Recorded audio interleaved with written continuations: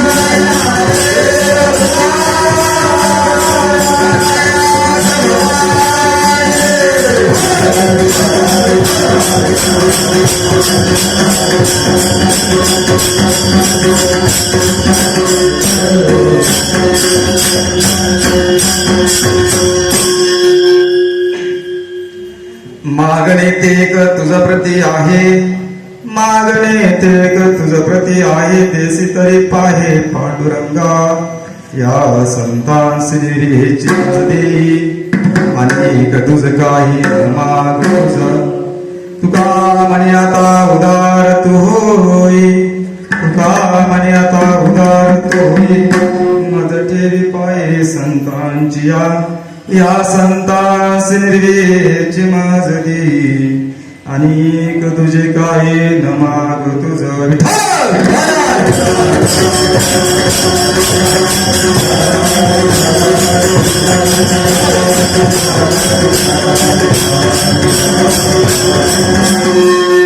मागणे ते क तुझ प्रती आहे मागणे ते क तुझ प्रती आहे देसी तरी पाय पांडुरंगा या संतांस निर्वेची माझ देवी अनेक तुझे काय न माग तुझ महायोग पिते तटे विमारत्यम वर पुंडलिकाय धातु मनेंद्रिया समागत तिष्ठन्त आनंद कंदम परब्रह्म लिंगम भजे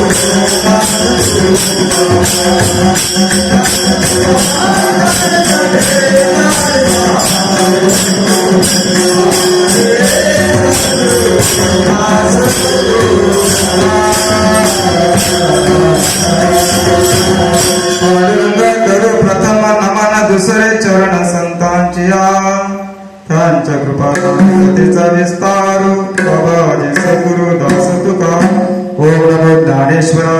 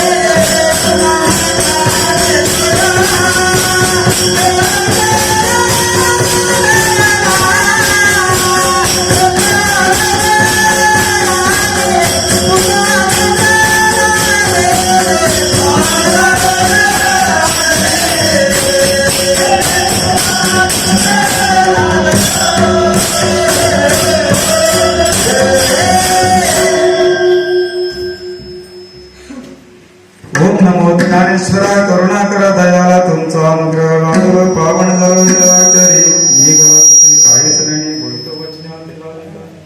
सेवा जनार्दनी तुमचा दास त्याच्यास गुरुवावे. प्रस्तुत प्राप्त प्रसंगी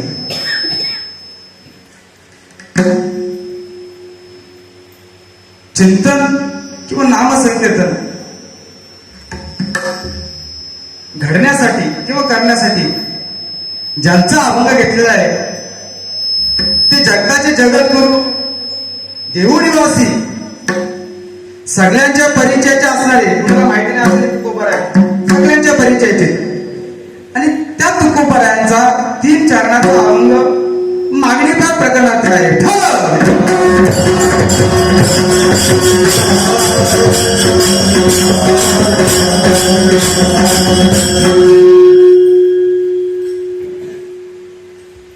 मागणीपर अभंग घेण्याचं कारण एवढंच, हनुमंतराचा जन्मकाळ आणि जन्मकाळ म्हटल्यावरती हनुमंतराविषयी अभंग घेतलं तरी जमलं असतं, परंतु भगवंताचा अवतार काळ या झालेलाच आहे. परंतु अवतार काढल्यानंतर त्यांच्या दिलात चरित्र करण्यापेक्षा काहीतरी देवाकडे मागायचं, जेणेकरून आपलं आयुष्य सफळ होईल, सफळ होईल. संतांची संगती आपल्या जीवनात लागेल, भगवंताची संगती लागेल, नाम लागेल, याच्यासाठी मागणीपर अभंग घेतलेला आहे.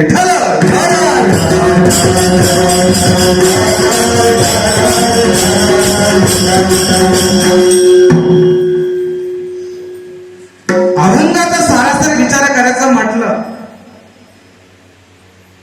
तर तुकोबाराय हे अभंग असे म्हणतात. हा प्रसंग कदाचित असंही असू शकतो, भगवंत त्यांना भेटले असतील किंवा त्यांना भगवंताने दर्शन तुकोबारायला दिलं असेल की तुकोबाराय तुम्ही भगवंताची माझी पूजा तुम्ही केली, आराधना केली, तुमचं कर्तव्य तुम्ही पार पाडलं, माझंही काहीतरी कर्तव्य आहे तेही मला पार पाडायचे. तुम्ही माझी साधना केली, नंतर मला काहीतरी तुम्हाला द्यायचं आहे, ते देण्यासाठी काहीतरी मागावं. म्हणून तुकोबारायांना म्हटले की भगवंत म्हटले की तुकोबाराय काहीतरी मागावं. तेव्हा कदाचित तुकोबारायाच्या मुखातून अभंग बोलला गेला असेल की मागणे ते का तुझा प्रत्य आहे, देशी तरी पाय पांडुरंगा. देवा तू जर म्हणतोस की मला तू काहीतरी माग, तुकोबाराय मला म्हणतात ना की तुम्ही काहीतरी मागा, म्हणून मी मागायला तयार आहे, परंतु तुम्ही एवढंच मागायचं की मागणे ते एक, अनेक नाही, एकच तुझं प्रति आहे. तू मला बोललास ना, तू मला दर्शन दिलंस ना की तुझी जाऊन मला मागायचा अधिकार आहे. तुझं प्रति आहे, देसी तरी पाय पांडुरंगा. तेच दे, कुठलं दे, एकच दे. या संतांचे नेवी कोणतं मागणं, या संतांचे नेवी संतांच्या सान्निध्यात राहण्याचा योग लाभ माझ्या जीवनामध्ये मिळावा, राहावा, एवढं मला तुझ्या जवळ मागणं आहे. पण ते कसं देशील, नुसतं दिलं म्हणून दिलं असं नाही, तर उदार तोषवली ज्या गोष्टी बोलल्यानंतर त्याच्या पाठीमागे काही शिल्लक राहत नाही त्याला उदार म्हणतात. एखादं दान करायचं असेल तर दान करते वेळी ही अपेक्षा करून जमत नाही की माझं पंक्तीमध्ये राहावे, माझं हँडबिलमध्ये राहावे, माझा एखाद्या पावतीमध्ये नावे. उदार उदार त्याला म्हणतात की जिथं काही शिल्लक राहत नाही त्याला उदार म्हणतात. तसं तू ते उदार दे. तुका म्हणे आता उदार तू होई मज ठेले पाये संतांची या, असं आपल्याला सरळ सरळ आपलं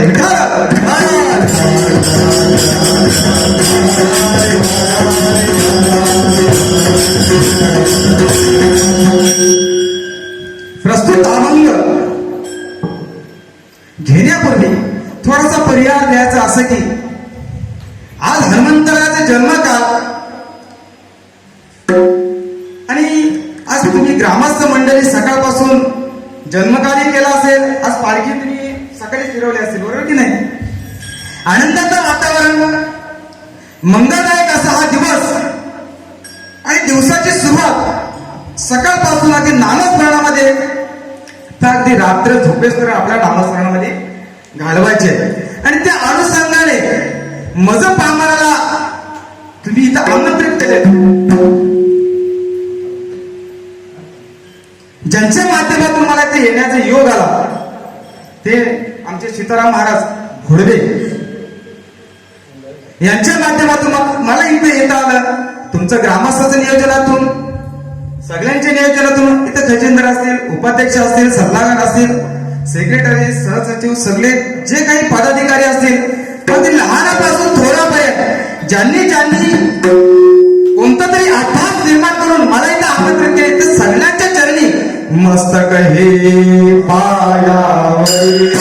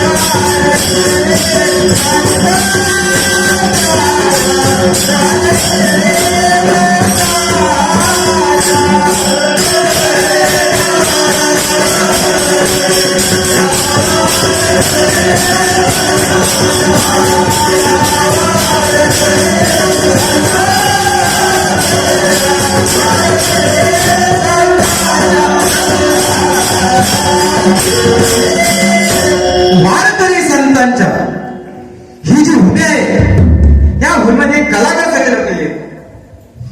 आज जिथं जिथं तुमचं जर नाव बघायचं असेल तर नाव असेल कमी, जास्त वयामध्ये, कमी नाही जास्त वयामध्ये जर चांगल्या पद्धतीने नाचणे कोण असतील तर तुम्ही प्रत्येक ठिकाणी एक नंबर आणलेलाच आहे. तुम्हाला जेवढे कौतुक करावं तेवढं कमीच आहे. आणि अशा जन्मभूमीमध्ये माझ्यासाठी पामरा ही आली सेवा. माझा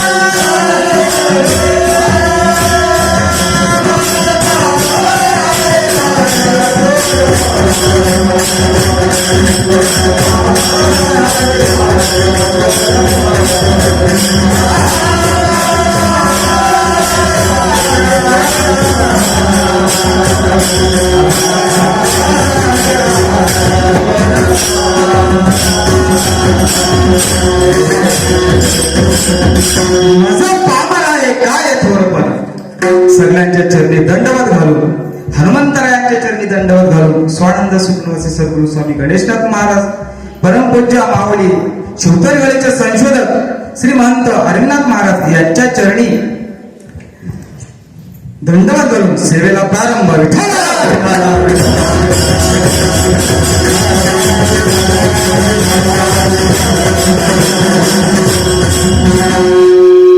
अभंगाय तुकोबरायांचा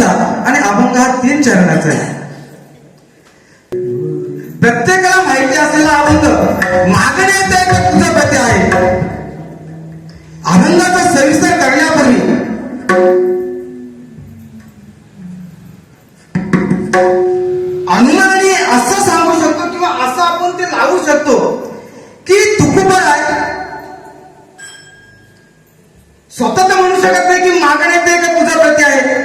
त्या पाठीमध्ये काहीतरी घटना घडली असेल, काहीतरी घटना घडली असेल. काय घटना घडली असेल याचा अनुमान लावला पाहिजे. घडली असेल असं आपण सांगू शकत नाही, कारण चरित्र आपण जेव्हा आपल्याला सगळं माहिती नाही की असं घडलं, पण अनुमान लावायचं की काहीतरी घडलं असेल.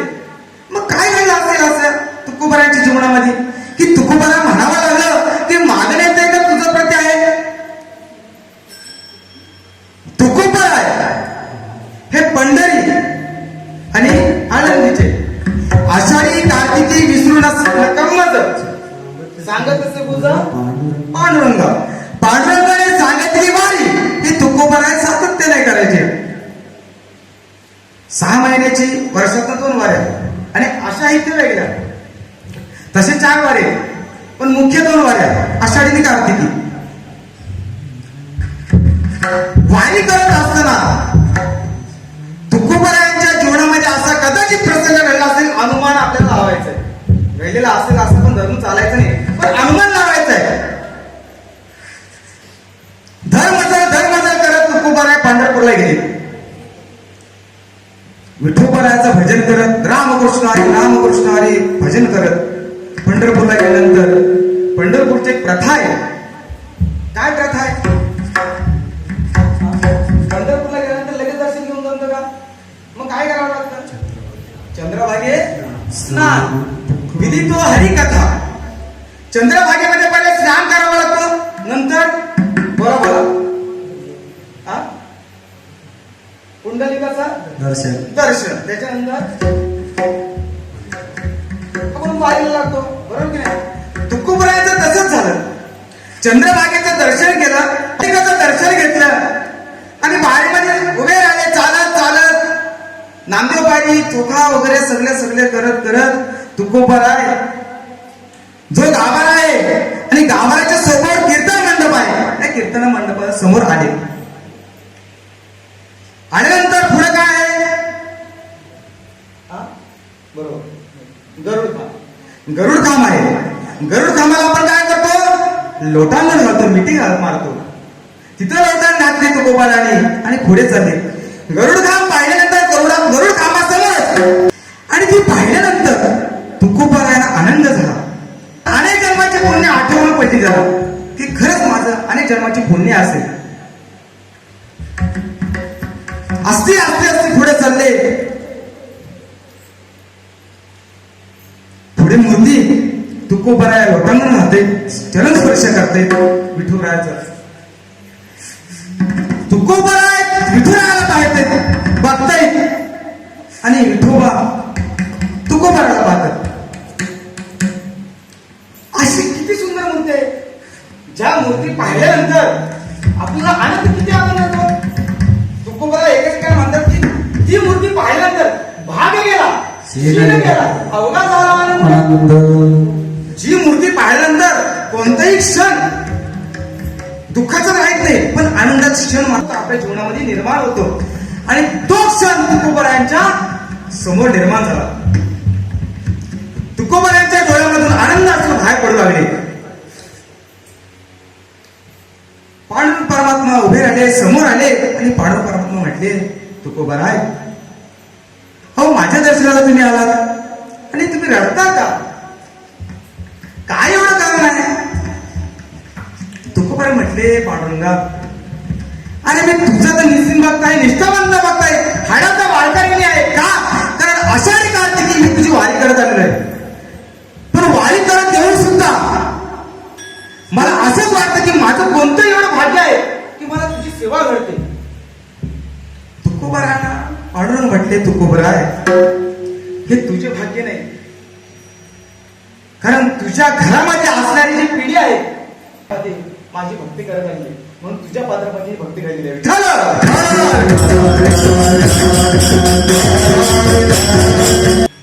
भगवंत म्हटले, तुकोबारा आतापर्यंत अनेक भक्त येऊन गेले, भरपूर भक्त येऊन गेले, परंतु तुमच्यासारखा वैष्णव भक्त अजून मी पाहिला नाही. का? कारण सगळे येऊन जातात पण कोण रडत नाही. माझ्यासाठी एकच येणार बोलतो तुम्ही.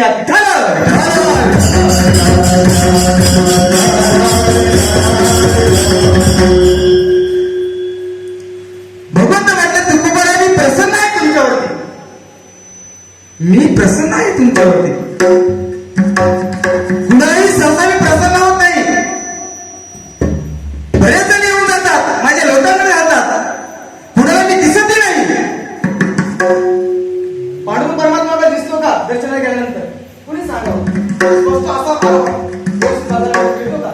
नाही बघायला भेटत का? आपली ती लायकीच नाही होत. आपण त्या लायकीचे आहोत नाही. ते पांडुरंग परमात्मा आपल्याला ते सहसा दर्शन देत. ते जे ठेवले असतात ना धरून असं बोलून टाकायला ते त्याच्या तिने भगवंताला सांगून ठेवलेलं आहे. असल्या महाभक्ताला माझ्यासमोर आणून ठेवायचं नाही.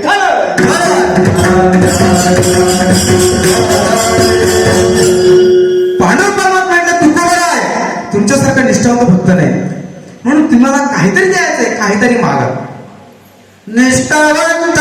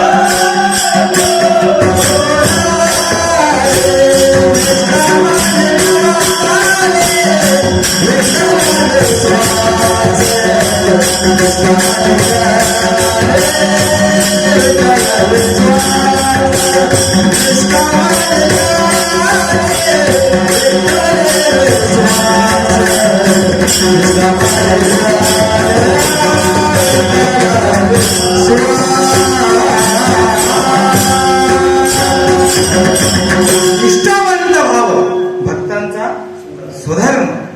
निष्ठावंत भाव म्हणून परमात्मा म्हटले की तुकोबरा आहे, काहीतरी माग, काहीतरी माग. आता तुकोबरायांचा जर गाथा पाहिला तर तुकोबरायांनी आपल्यासाठी काय मागितलं सांगावं? काय मागितलंय? अगदी कसं आहे माहितीये का, तुकोबरायांच्या जीवनात जर पाहिलं तर तुकोबरायांचे जे अभंग आहेत, गाथेतील अभंग, ते अभंग सहसा निर्माण झालेले नाही. सहसा निर्माण नाही झाले. काही अभंग असे की एखादा पक्षी यावा आणि त्याच्यावरती अभंग बोलावा. पक्षी अंगाने उतरती तेथे गुंतून राहती असंही बोलावं. काही अभंग आहेत की जिथे झाडाला पाहावं तेथे बोलावं तुकोबराने की वृक्ष बोलले अभंग असंही बोलावं.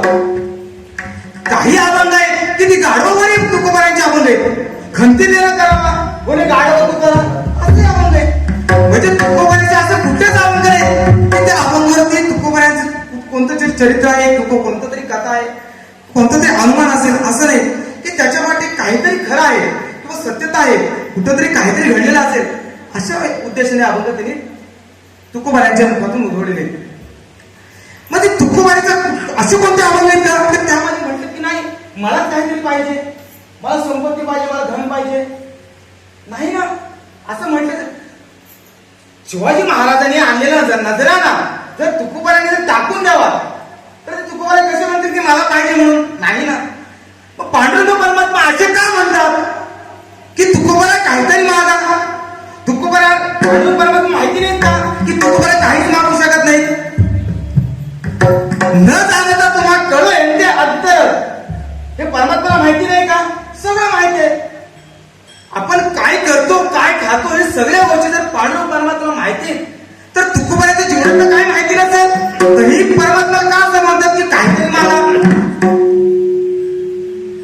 इथं कसं झालं माहितीये काय, एक ठिकाणी तर्क आहे आणि एक ठिकाणी वाचात्मक आहे. तर्क कसा आहे की तुकोबरांना म्हणतात तुम्ही मागाच, पण पांडुरंग म्हणतात मला काहीच नको. तुकोबरा म्हणतात काहीच नको मला, मला जे आहे ते भरपूर आहे. विठ्ठल विठ्ठल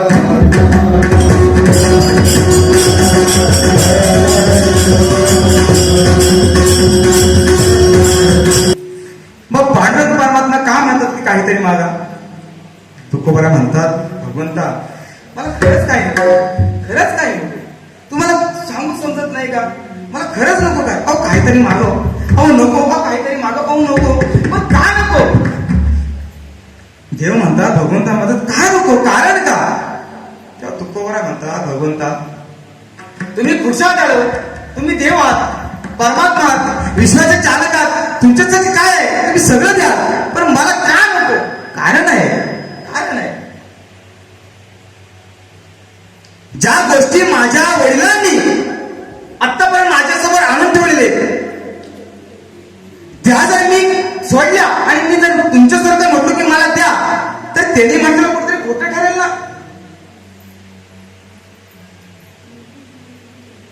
माझ्या वडिलांची निराशी का देवा?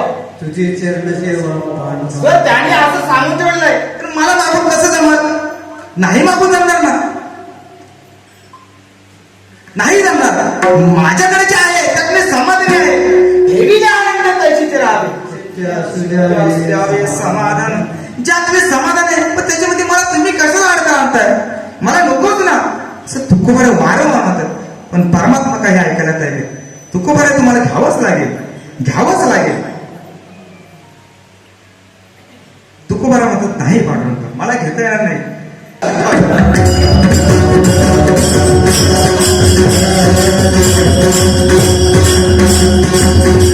आमच्या वडिलां पाठीत सगळ्यांनी सांगितलेलं आहे की काहीच मागू नका तुम्ही, काहीच मागायचं नाही कुणाकडे. मग देव जरी असेल तरी त्यांच्याकडे मागायचं नाही, काहीच मागायचं नाही. मग जर वडिलांची रीत जर असेल तर आम्हाला कसं तुमच्याकडे मागून जमत? नाही मागायचं आहे. मग शेवटी अट्टहास झाला. नाही म्हणतात तरी भगवंत म्हणतात की तुम्हाला घ्यावंच लागेल. शेवटी तुकोबारांना म्हणावं लागेल की भगवंत तुम्ही जर म्हणत असाल की मला काहीतरी मागावं, परंतु मागणार मी, पण एक अट आहे. काय अट आहे? मी जे मागेन तेवढंच द्यायचं, त्याच्या पलीकडे द्यायचं नाही. तुम्ही जे मी मागणार तेवढंच द्यायचं. अट आहे तुम्हाला. कारण भगवंताला भक्ताची भोळी सेवा पाहिल्यानंतर अजून काहीतरी द्यावाचं वाटतं. मागे अजून काहीतरी द्यावं, अजून काय द्यावं. पण मला तसं नको. जे मी मागेन तेच फक्त तुला द्यायचंय. ठीक आहे, कुठंतरी तयार ते करा ते पुऱ्या व्हायसाठी. मागा काय पाहिजे ते. पण तुकोबा म्हटले भगवंता जे मला मागायचं आहे ते तुम्ही द्याल. भगवंत म्हटले देतो ना मी, काय देणार नाही? देणार मी, सगळं काही देणार. तुम्ही मागताय ना? हो मागतो ना मी. ठीक आहे, पण भगवंत मी मागितल्यानंतर पण तुम्ही जर दिलं नाही तर मग मी मागितले ते जर तुम्ही दिले नाही तर मग भगवंत म्हटलं असं कसं होणार? मी जर मागितलं तर मला द्यावंच लागेल ना. नाही तसं. कारण भक्ताने मागितलेलं वरदान असेल ते त्याची पूर्ण करणं हे देवाचं काम आहे आणि ते मला करावंच लागेल. तुम्हाला काही मागायचं ते मागा. तुकोबारा म्हटले भगवंता मला एकच दे. काय दे? ते अभंगाच्या प्रथम चरणात मागणे एक तुझे प्रेम आहे. मागणे एक तुझे प्रेम आहे. मागणे एक तुझे प्रेम आहे. मागणे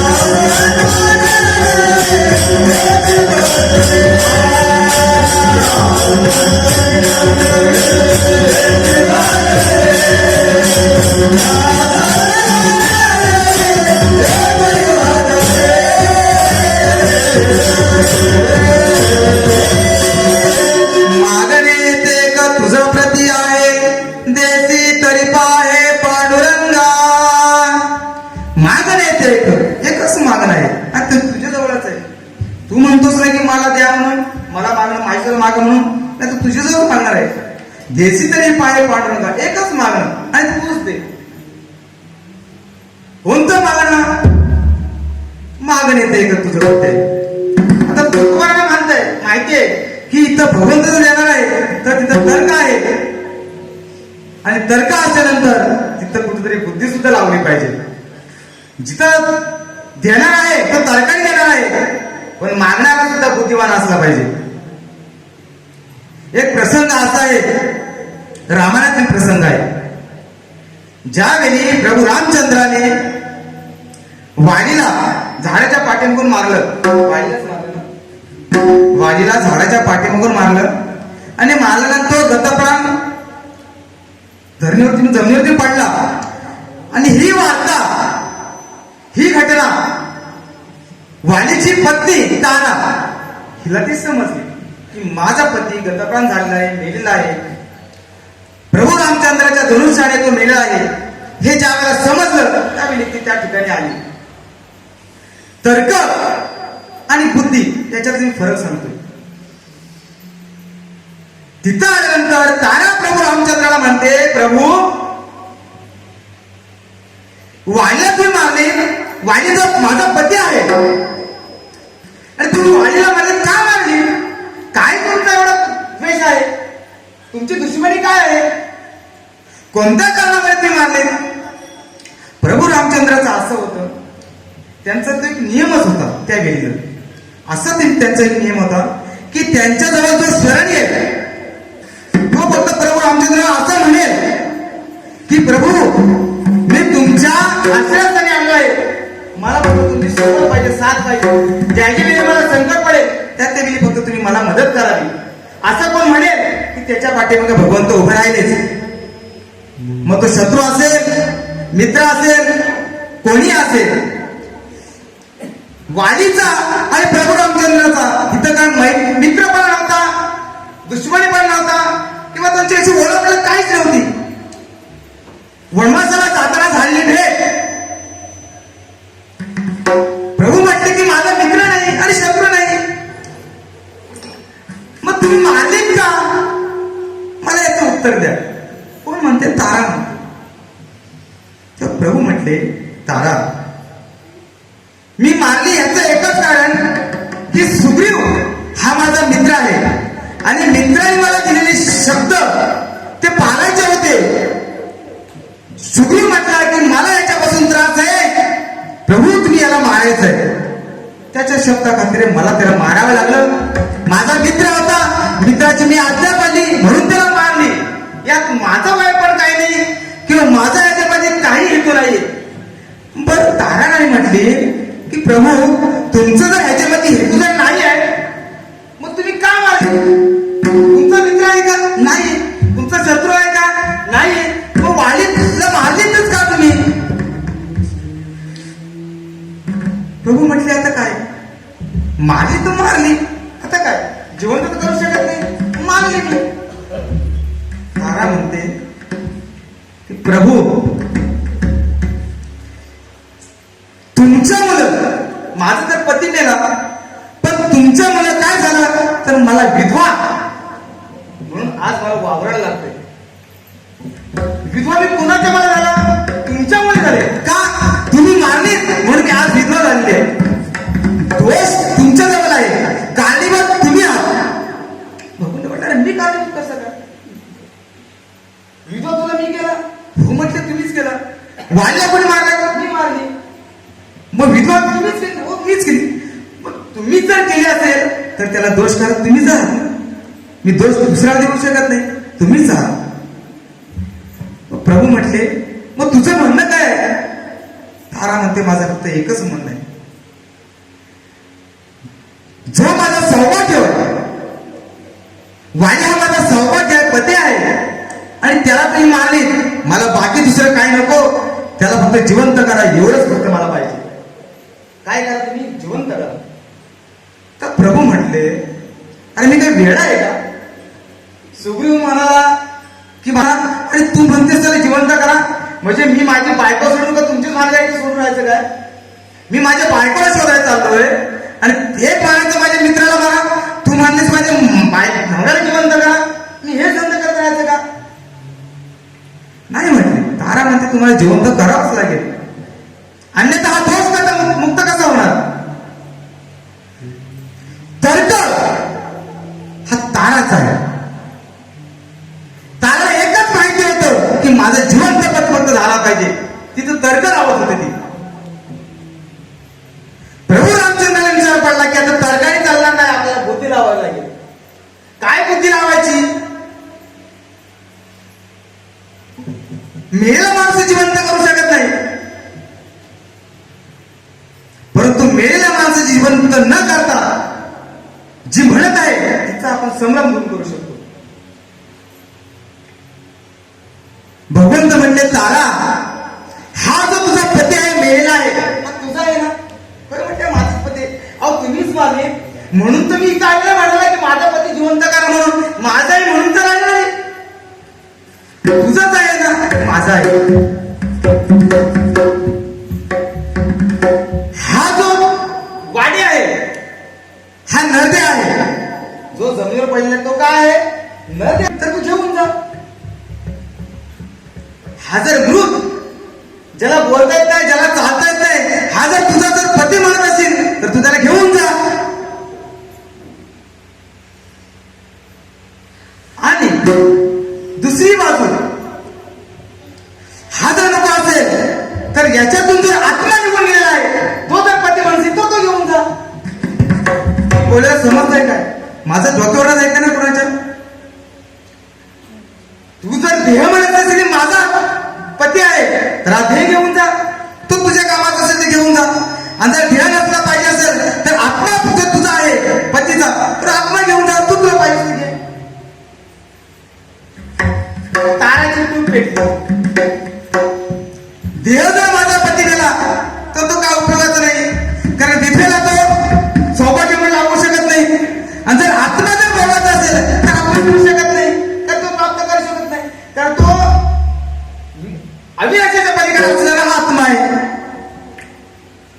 तारा म्हटली, प्रभू ज्या गोष्टीमध्ये मी तर्क लावत होते त्या तर्कामध्ये मी राहून बोलवते, मात्र तुम्ही जो बुद्धीने मला ते सांगत तिथं मला समजलं की जे मन मी म्हणत ते माझं आहे, ते माझं नाही, आणि त्याच्यामध्ये गुंतून राहिलो होतो. तसं तुकोबारा म्हणतात की भगवंत तर्क लावते, मला तर्काने चालणार नाही, मला बुद्धीने चालावं लागेल. तुकोबारा म्हणतात की मला बुद्धीने चालावं लागेल. भगवंत म्हणतात की तुला मागावं लागेल. तुकोबारा म्हणतात की काहीतरी तुला मागावं लागेल. मग काय मागावं? जेणेकरून माझं भविष्य सुधारेल, माझा संसार सुखर होईल. आता तसं मागावं तर तुकोबाराच्या जीवनात ते सगळंच काहीच नव्हतं का? सगळंच काय होतं? पोरं होती, बायको होती, सगळं काही होतं. देव त्यांच्या घरी राहत होता. आमच्या पुरीचे दैवत, पुरीचे दैवत विठोबा आहे. मग काय नव्हतं? सर्व काय होतं. मात्र एकाची त्यांना कमतरता भासत होती, तीच त्यांना मागायची होती. तीच मागायची होती. मागणे ते का तुझं प्रत्यय देसी तरी पाय पांडुरंगा. एकच मागणं आहे, मला इतर मागायचं नाही. मला माहिती आहे बाकीचं मागायचं तर हे थोडसे ते देशील, म्हणून बाकीचं काही नको. एकच मागणं आहे, तेच ते, तेच ते. मागणे ते का तुझं प्रत्यय देसी तरी पाय पांडुरंगा. बाकीच्या ठिकाणी जर अभंग पाहिजे ह्याची दान आहे का देवा, तुझा विसर न व्हावा. बाकीच्या अभंग पाहिले तर अखंड दया तुझी प्रीती, मज दे दयाची संगती, मग मी गवळापती तुझं मानाने कंटाळा. या ठिकाणी देवाला मागायचं की देवा तुझी भक्ती मला घडू दे. बरोबर की नाही? मात्र इथं तसं वेगळं गेलंय. आता मला देऊ नको, देऊ नको का? कारण तुकोबारानंतर देवाचाच भार भरपूर झाला होता. ज्यावेळी तुकोबरा आहे भगवंत लोकांना वाटाय चालले, देव घ्या कोणी, देव घ्या कोणी.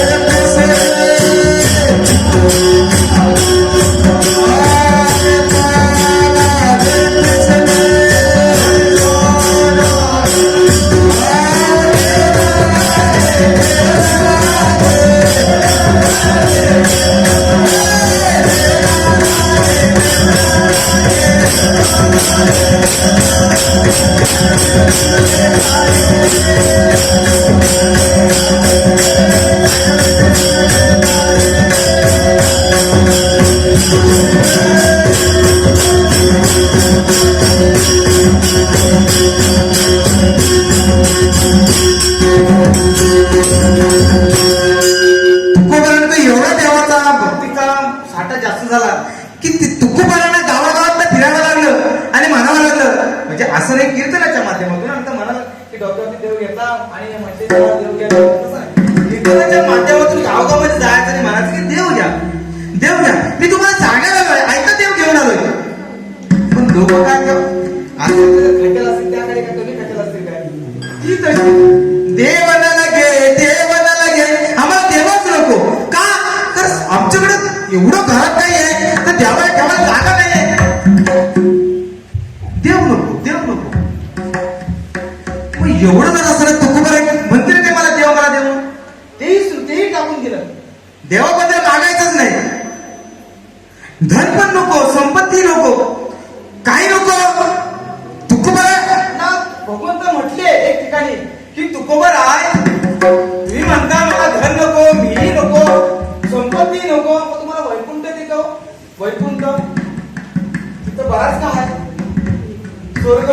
स्वर्गामध्ये काय अप्सरा, राम ब्रह्मा, मेनका, नाचणाऱ्या सगळं काय आहे. अगदी नारद कुंभ सगळं काय गायन वादन सगळं चालू आहे. वैकुंठामध्ये सगळं आहे. मोक्षपद आहे सगळं काय ते देऊ का. तुकोबारा म्हणतात ते नको वैकुंठीचा वास, नको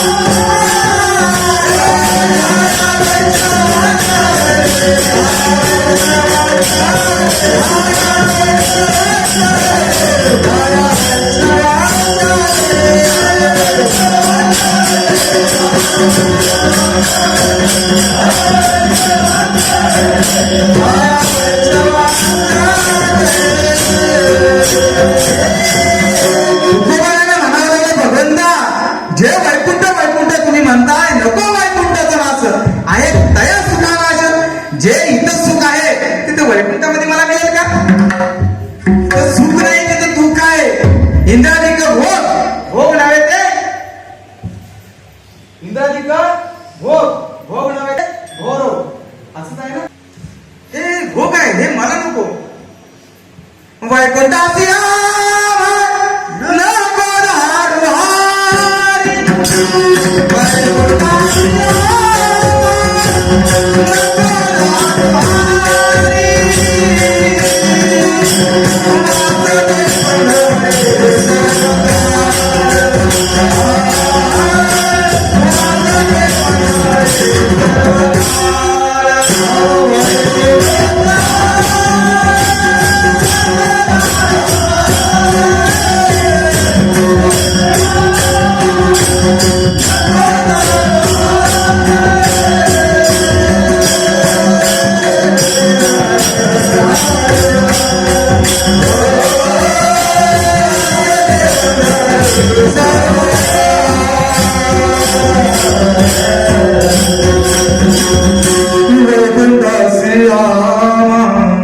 नको धाडू हारी.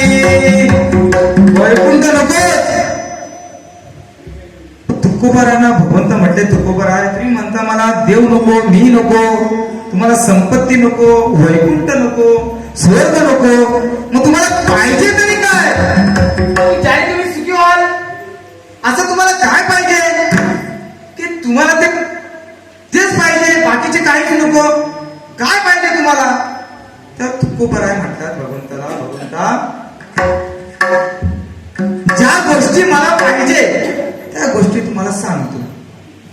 आता मी पांडुरंगाला सांगायचं ना, आता तर मी तुम्हाला सांगतो. कुणाची संगत घडावी जीवनात. संगत दारुड्याची घडावी, 32 अध्याय असणारे पानांची लढाई. 32 अध्याय पानांचा ग्रंथ माहिती आहे का तुम्हाला?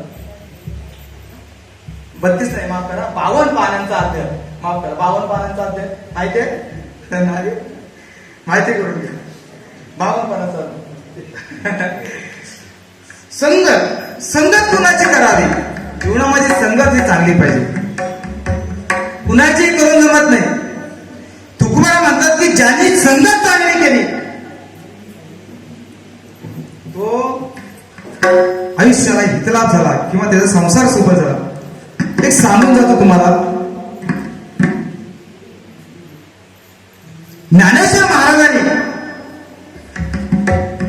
एका साध्या प्राणी, कोण? रेडा, त्याच्या मुखातून काय वदवलं? हा? वेद म्हण, बरोबर?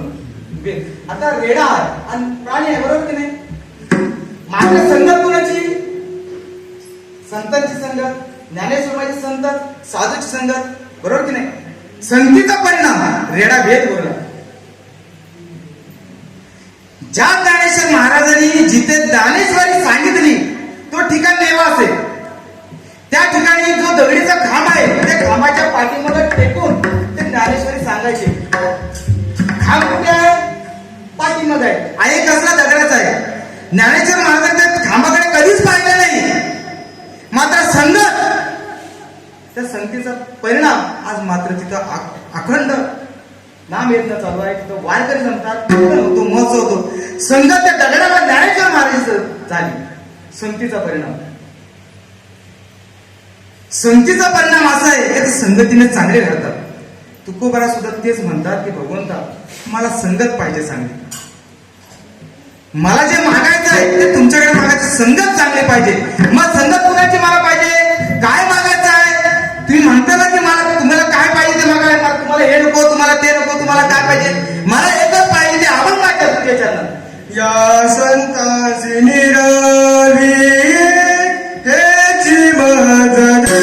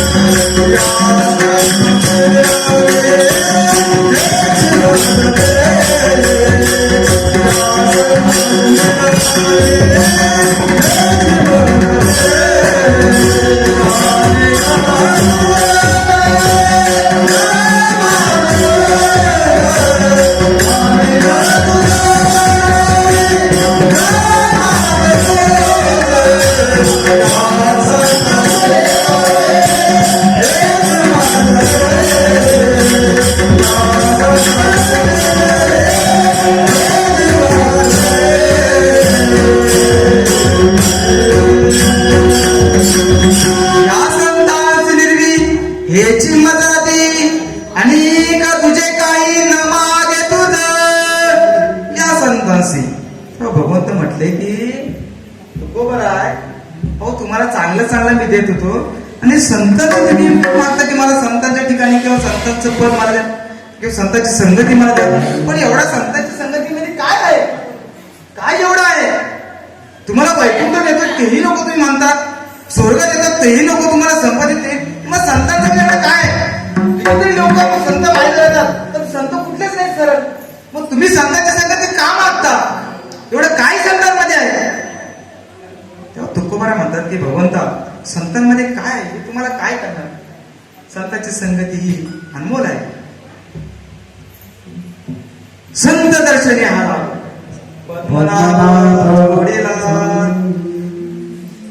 संत दर्शनी आला. कशामुळे संतांची संगती का पाहिजे तर तुकोबा म्हणतात की देवा, ज्या संतांच्या संगतीने अनेक जन्माचे पाप सुद्धा नाहीशी होण्याची ताकद त्या संतांच्या संगतीमध्ये आहे. संतांची संगती तुम्हाला किती पाहिजे? वर्षाची देऊ का? 2 वर्षाची देऊ का? तुकोबा म्हणतात नाही. वर्षाची देऊ का? नको बाबा, एवढी सुद्धा नको. मग 6 महिन्याची ही नको. मग 1 महिन्याची संगती तीही नको. मग किती पाहिजे तुम्हाला संगती? 7 दिवसाची संगती बसवेल का? तेही नको. मग 1 दिवसाची संगती तुम्हाला बसवेल का? तेही नको. मग मला किती संगती पाहिजे? भगवंत म्हणतात पण तुम्हाला 5 मिनिटाची संगती तेही नको. 3 मिनिटाची संगती तेही नको. 1 मिनिटाची तेही नको. मग तुकोबाला म्हणतात की मला किती संगती पाहिजे? आता क्षणा घडता संतांचे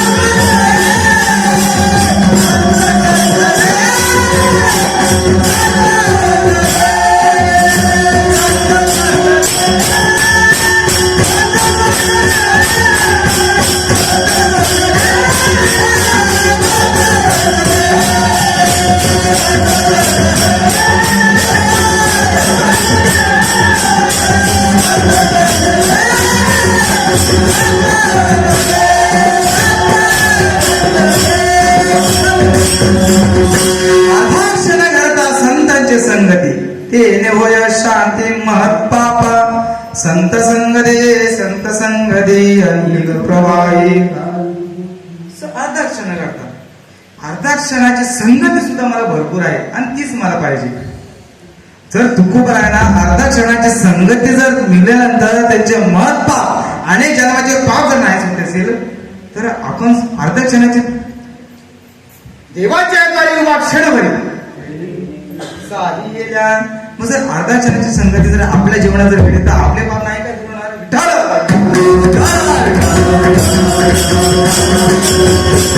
तरीही आपण पंढरपूरला जायला तयार होत नाही, तरीही आपण आळंदीला जायला तयार होत नाही, सप्त्याला पाठायला बघत आपण नाही, कुठल्या कीर्तनाला जायला बघत. संतांची संगती कसं आहे? संतांची संगती घडण्या पाठीमागे अनेक जन्माची पुण्य असावे लागतात. उगाच तुका म्हणे होता ठेवा तो या भावा सापडला. उगाच संतांची संगती घडत नाही आणि ती संगती तुकोबारा म्हणतात की मला संतांची संगती घडावी आणि ती तुझ्याकडे मागायचंय. या संतांचे निर्वी हेची मजली आणि एका तुझे काही न मागो तुझं. संतांची संगती एवढंच आहे, मला बाकी काय नको. जीवनामध्ये आपण एक लक्ष ठेवूया, संतांची संगती का घ्यावी. संत आपण पंढरपूर आळंदी देहूला आपण काय जावं, का जावं, कशासाठी जावं, काय एवढं तिथं आहे, काय आहे तिथं. चंद्र सूर्य आशेपर्यंत ज्ञानोबर आहे आणि तुकोबारांचं नाव आहे, बरोबर की नाही. आपला खापर बंधू मेला, आजा गेला, टपर बंधू असेल तो मेला, सगळी मेली. कुणाचं नाव त्याला माहिती आहे, कुणाची माहिती, फक्त आपल्या बापाचं नाव असेल ते बापाच्या बापाचं नाव माहिती असेल, इतर कोणाचे नाव माहिती आहेत का नाही माहिती. का, कारण आपल्याला फक्त तेवढंच. मात्र संतांची नावं, त्यांची चरित्र जोपर्यंत चंद्र सूर्य तोपर्यंत त्यांचे नाव आपल्या मुखात राहणार आहेत, आपले मात्र नाहीत. आपलं कसं झालंय, सगळी गेले, आजा मेला पणजा मेला,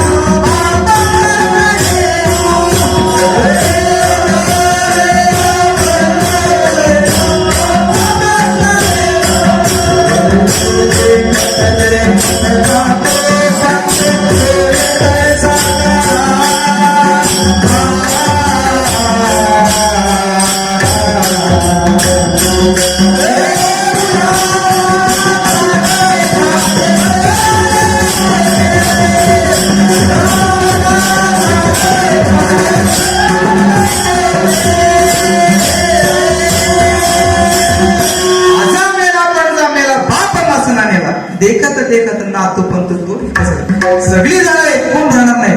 पण मात्र संतांचे चरित्र, संतांचं नाव हे अजरामर राहणार आहे.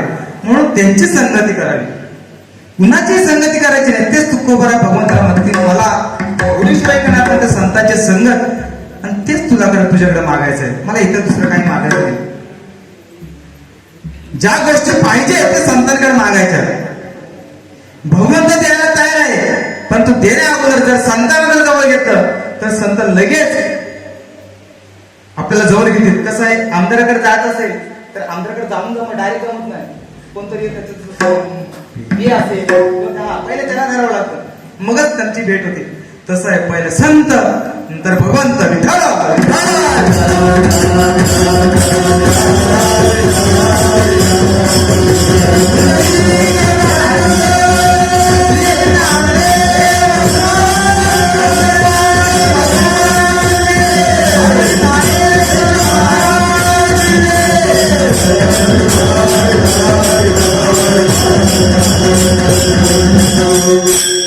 संतांची संगत तुकोबाराने मागितली आणि तेच तुकोबारांना भगवंता मागती. भगवंता तुकोबारा आहे, मी तुम्हाला द्यायला तयार आहे.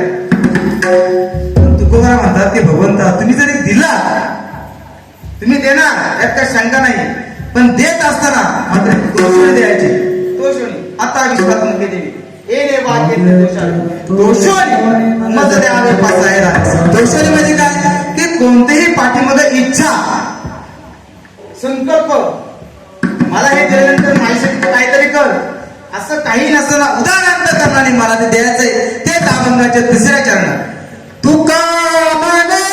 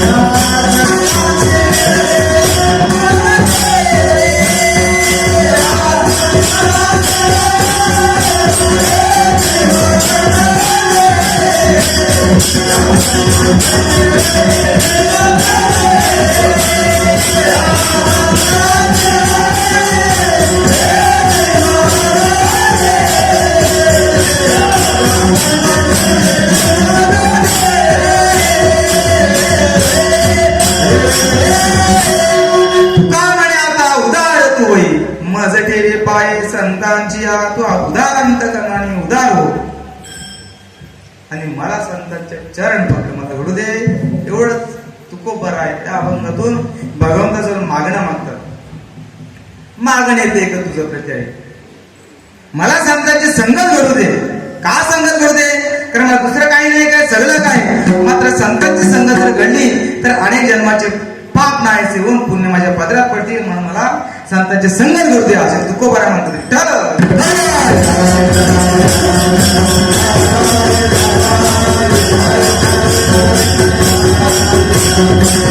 म्हणून नामसाधना करावी. का नामसाधना करावी. नामसाधना करायला पाहिजे. संतांची संगती चिंतन करायला पाहिजे. चिंतन करायला पाहिजे. मुखातून नामस्मरण केलं पाहिजे. तुम्ही सगळे हरिपाठ बोलता ना. हरिपाठ सुंदर ते ध्यान सगळ्यांना पाठ आहे. पाठ आहे नाही महिला म्हणतात पाठ आहे तुम्हाला. मी पाठवून बोलतो. मी पुढून बोलतो तुम्ही पाठवून बोलायचं. महिला फक्त बोलायचं. सुंदर ते ध्यान पाठचं चरण बोलायचं. माहिती आहे तुम्हाला.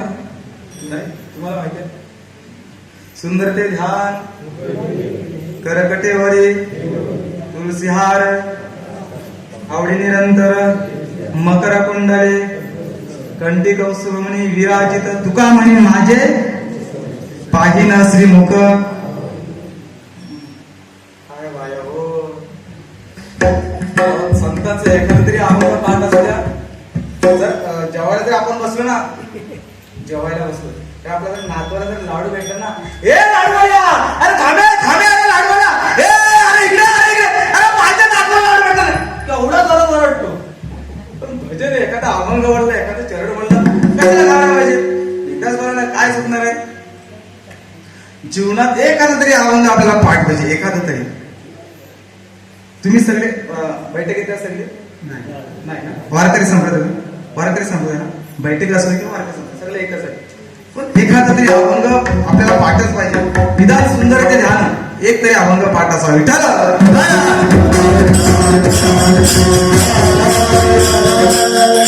का म्हणतो मी कारण संतांची संगत आपण काय करतो फक्त व्यवहारामध्ये संसार करायचा फक्त आपण बघतो. पण संसाराच्या पलीकडे असणारा परमार्थ याच्याकडे आपण दुर्लक्ष करत चाललेलो आहे. आज कुणाला गेलाय परमार्थ करायला जो तो आपला मोबाईल घेऊन बसलेला आहे. कोण असेल तुम्ही असाल मी असेल सगळं तेच आहे.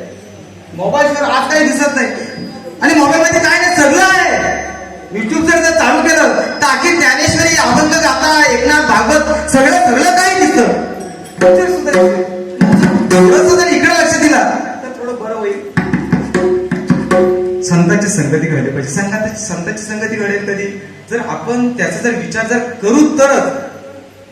आपण जर संतांचा किंवा भगवंताच्या चरित्राचा किंवा संतांच्या चरित्राचा किंवा नामचिंतनाचा जर विचार केलाच नाही तर आपल्या संतांची संगती घडणारच नाही.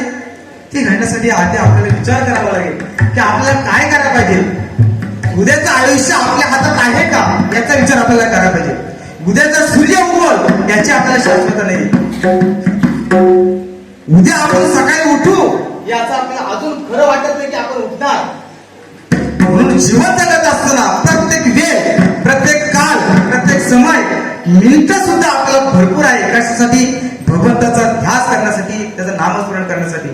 म्हणून संतांची संगती घडावी असा तुकोबार आहे. या अभंगातून भगवंताला मागणं मागतात आणि ते मागणं तुकोबारा पूर्ण करतात आणि भगवंता म्हणतात की तुकोबारा आहे तुम्हाला संतांची संगती पाहिजे ना. तुकोबारा म्हणतात हो मला संतांची संगती पाहिजे. ठीक आहे म्हटलं तुम्हाला संतांची संगती मी दिली असे भगवंत तुकोबाराला म्हणतात. आणि मग तुकोबारा आपले निघतात पंढरपूरचा पांडुरंगाला शेवटचे भेटतात आणि आपल्या देहूला चालत चालत निघतात. बरोबर की नाही. लागून या पया बिनवत तुम्हाला करत आले बोला मुखी नाम करत करत करत करत आपले देऊला ऐकतात. आणि आता आल्यानंतर काय करायचं आहे. काय करायचं आता आल्यानंतर संसार करत बसायचं काय तुकोबारा म्हणतात नाही. माझ्या वाटे म्हणून विठोबा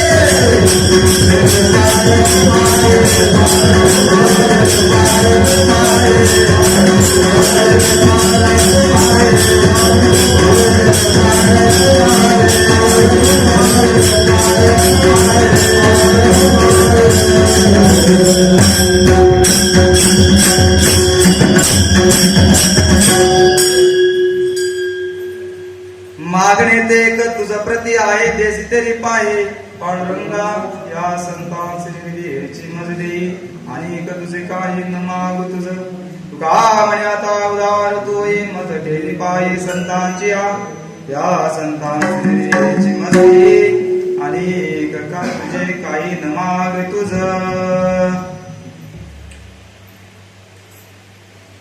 प्रस्तुत प्राप्त प्रसंगी घेतलेला अभंगाचा भावार्थ थोडक्यात तुमच्या समोर सोडलेला आहे. जर अभंगावरती बोलायचं म्हटलं तर आणखी रात्र येते अभंग, कारण जेवढं वाढू तेवढं वाढत जाईल. म्हणून झालेली सेवा ही तुम्हा सर्व संत मार्गावरती चरणी तुम्ही सगळे वारकरी संप्रदाय सगळे विद्यावंत ज्येष्ठ सगळे कलाकार मंडळी मी तुमच्यासमोर काय शब्द बोलणार, कारण तुम्ही सगळी आध्यात्मिक दृष्टिकोनातील किंवा गणित सगळे जाणकार आहात आणि तुमच्या समोर मी काय पण तुमच्याही चरणी सेवा समर्पित करून सर्व माझ्या माता भगिनी सगळ्यांच्या चरणी आमचे सगळे ज्येष्ठ इथं सगळे त्यांच्याही चरणी समर्पित सेवा करून सेवेला पूर्णविराम देण्यापूर्वी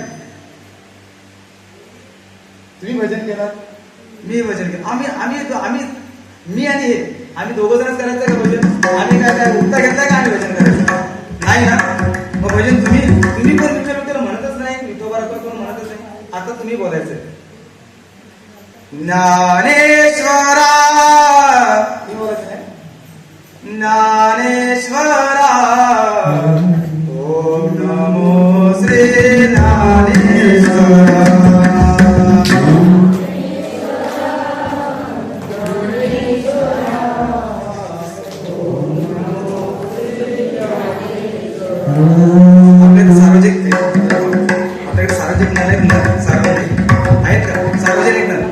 सार्वजनिक आहेत का? सार्वजनिक नळ म्हणजे पाच कुटुंब एखाद्याकडे पाणी वारतात ते आहेत का? मग नाही, बंद झाली सिस्टम ती आता घरगुती तो वाद मिटला. समजा सार्वजनिक नळ असतात, सार्वजनिक नळ असतात तो 2 मांडी म्हणा किंवा 3 मांडी म्हणा किंवा 4 मांडी म्हणा. जर 5 जर भांडा एक्स्ट्रा घेतला, जास्त घेतला, तुम्ही किती जोरात म्हणाल? खरंच शपथ घेऊन सांगा, हनुमंताची शपथ आहे, किती तुम्ही जोरात म्हणाल? अति शिखरचा आवाज अगदी 5-6 घरापर्यंत जातो. मग तुम्हाला एवढं भाजी खाल्ली ना, भाजीने सगळं काही जेवण चांगलं होतं, मग त्या जेवणासारखा नाव तरी आवाज तरी चांगला पाहिजे, जोरात अगदी हा. सगळ्यांनी जोरात गोडभर जेवढा दिसले हा गोडभर आवाज आला पाहिजे. ज्ञानेश्वरा ज्ञानेश्वरा ओम श्री ज्ञानेश्वरा. हा.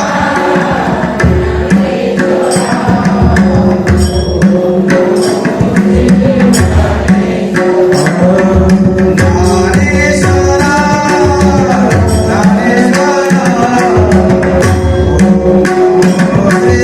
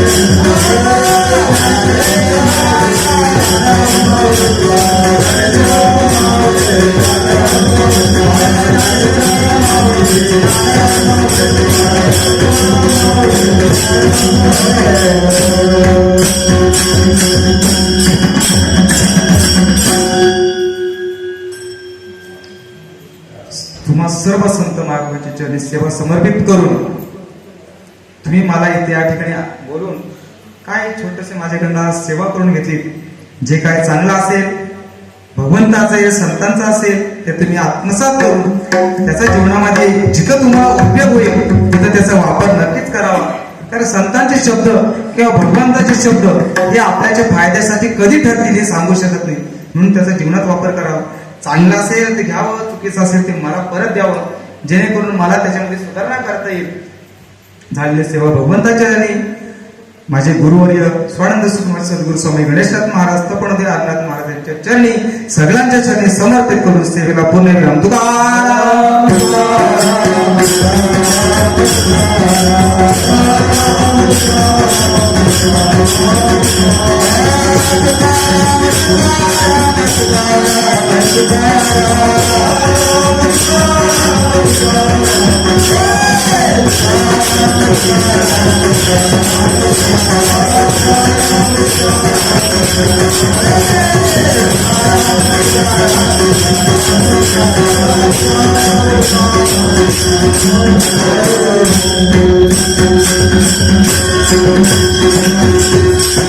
तुका म्हणे तुका म्हण्यात वेदात तुका